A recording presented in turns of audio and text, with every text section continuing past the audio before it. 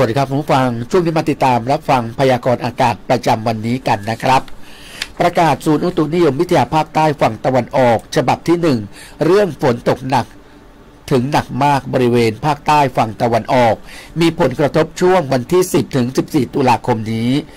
ร่องมรสุมพาดผ่านอ่าวไทยภาคใต้และทะเลอันดามัน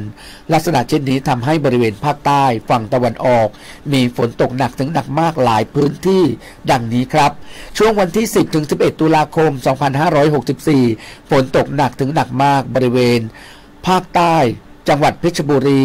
ประจวบคีรีขันธ์ชุมพรสุราษฎร์ธานีนครศรีธรรมราชพัทลุงและจังหวัดสงขลา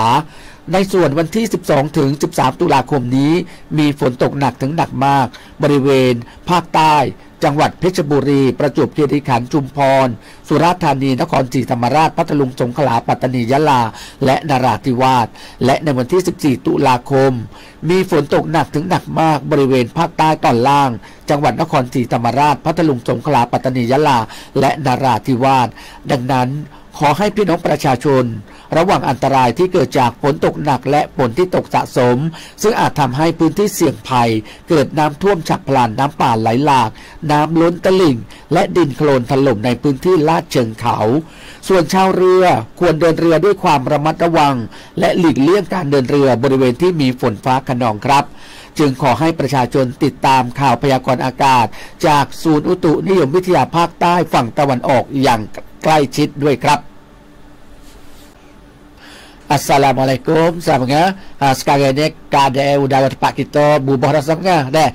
Kerana tempat kita masuk musim hujan dah. Lalu tu pihak pejabat cuaca kita ni dia sampai peringatkan kepada kakak katanya lagi ke datang hujan tak sampai mari tempat kita sahabat. Jadi peristiharaan dari pejabat cuaca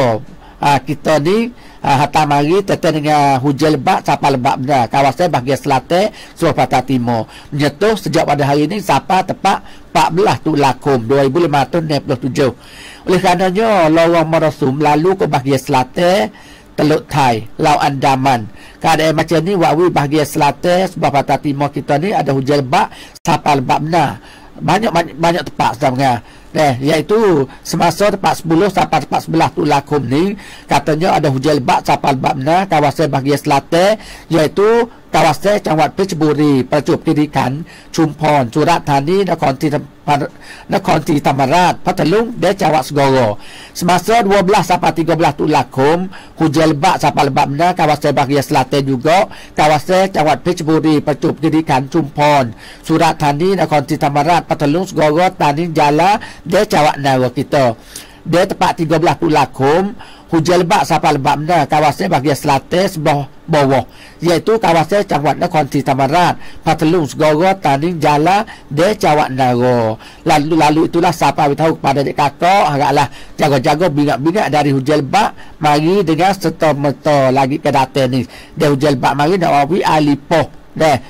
lipoh dia boleh jadi nak wawi tanah hubuh Bukit Utuh macam-macam kita duk tengok berlaku tak demo dah tu dek akak dah. Kemudian bagi adik kakak kau nilai ataupun kerja ke laut